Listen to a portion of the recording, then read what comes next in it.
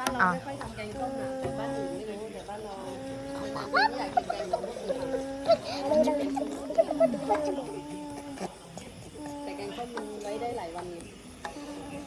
เป็นไรลูก น้องแทมเป็นอะไร ไหนปืนอยู่ไหน ปืนน้องแทมอยู่ไหน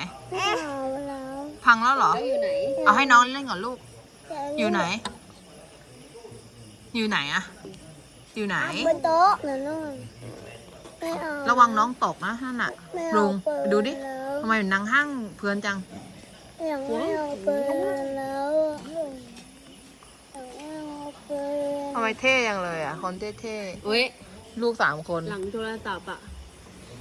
ว่ะ โถ เอาไว้ให้กินอเมซอนบ้างเฮ้ตังค์มีแค่นี้แหละทั้งเดือน ตั้งฟัง รับทราบค่ะ ติดลบอีก3 เดือน อ อะ ยู่ที่บ้านผ่านมา อะไรอะคะ อ๋อ ไปชุมพรค่ะกลับมาบ้านอยู่ชุมพรมา